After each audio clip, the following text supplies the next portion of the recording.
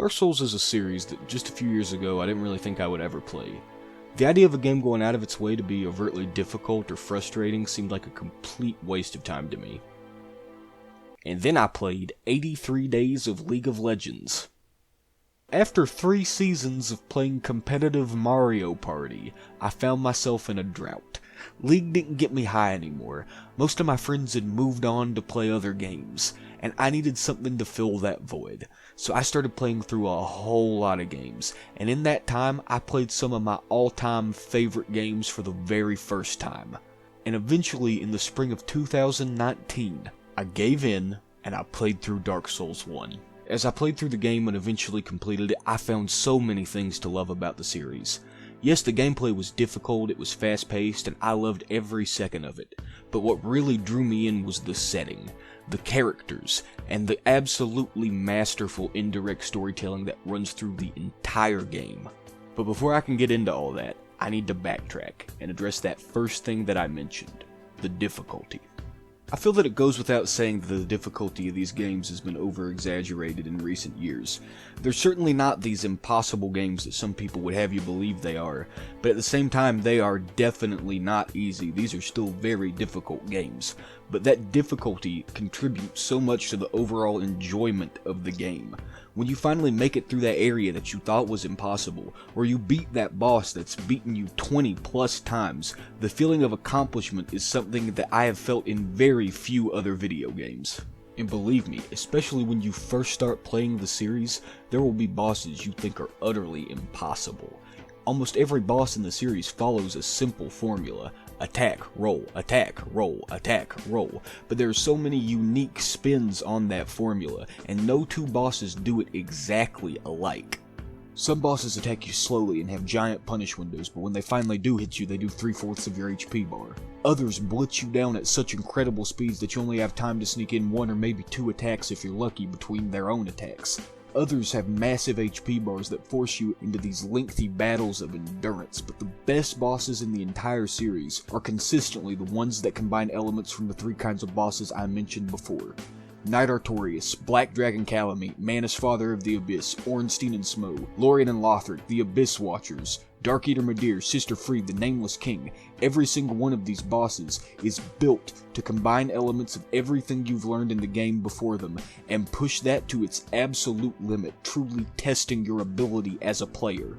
Now of course, not every boss is good. In fact, some of the bosses are quite bad, but for every curse-rotted Greatwood or Deacons of the Deep, there's a Soul of Cinder, or a Slave Knight Gale out there waiting to say, no, it's okay. We remember why you play these games, and it's the amazing experience of fighting these bosses that drastically outweighs the negative experience of fighting a few of the series' lesser bosses. Now the boss fights and the adventuring by themselves would easily make Dark Souls a well above average game, but it is everything else packed into these games that propels them into greatness. Now I can't speak much for Drangleic because I'm still playing through Dark Souls 2 and I'm in the early stages of the game. However, Lothric perfectly captures this feeling of a dying fantasy world. Everything's coated in ash from repeated linkings of the fire. So many of the NPCs have this dark outlook on life. You meet so many people who are on these nigh suicidal quests to fulfill some goal of theirs, and you have to watch these friends that you made along the way lose their lives or their minds trying to fulfill these nearly unattainable goals.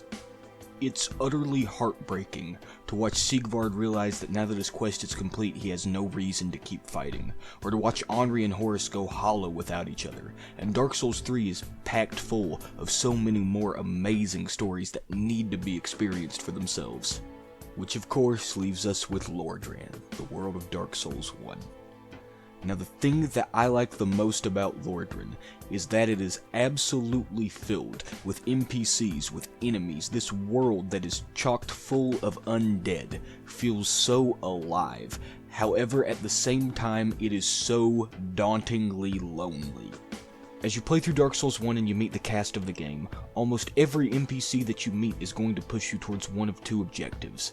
They either want you to give your life, link the first flame, cure the undead curse and let the world keep living, or to accept that the fire is doomed to go out and take your rightful place as the Dark Lord. But as you continue to work with each of these NPCs, it becomes very apparent that none of them actually care about you. The Firekeeper wants you to light the flame so that she can finally die. Frampt wants you to light the flame to stop the darkness from spreading.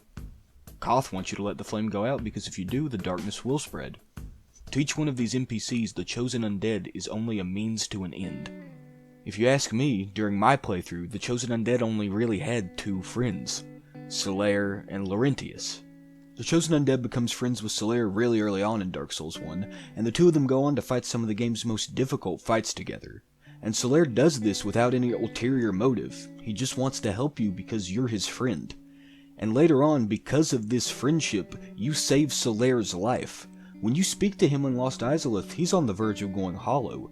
He's lost hope, he feels he has no purpose, but because of your friendship and your support, Solaire manages to pick himself up and make it all the way to the kiln of the first flame.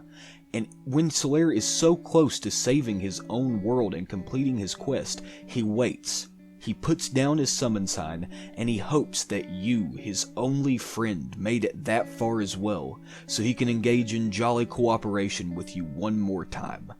In this instance, FromSoft creates one of the most powerful scenes I've ever seen in a video game, and they do so without a single word of dialogue.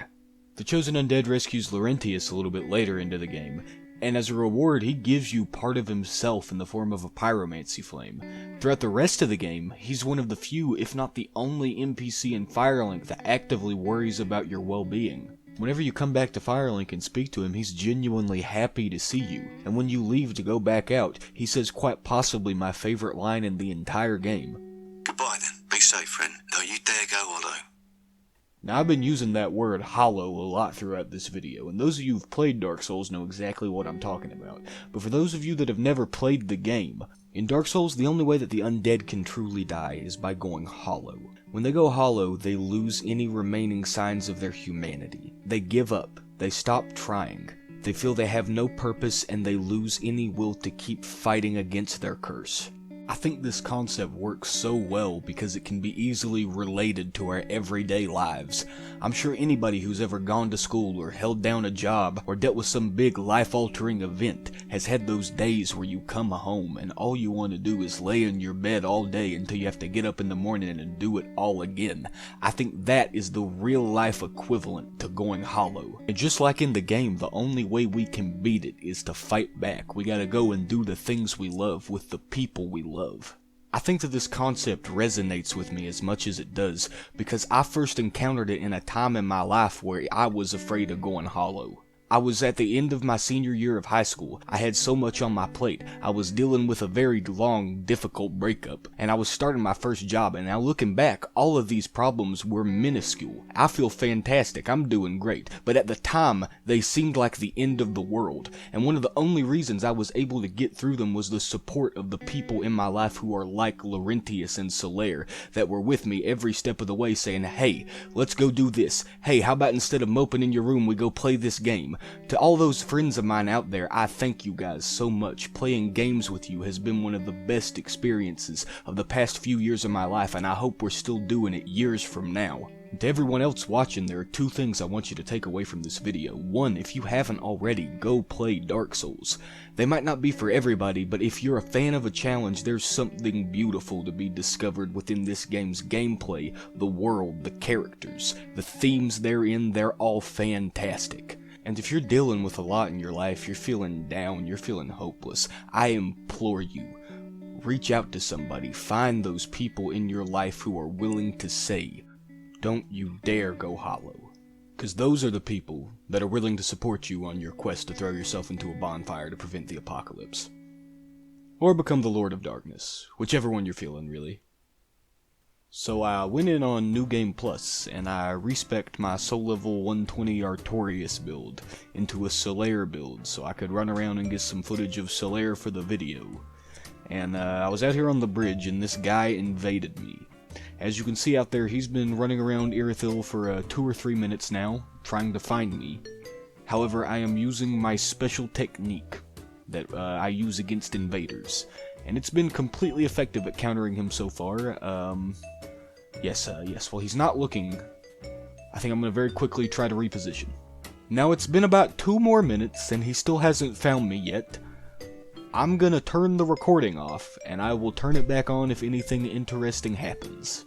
Left. He went home. He couldn't find me. Hey, if you're still watching the video, thank you so much for watching all the way through.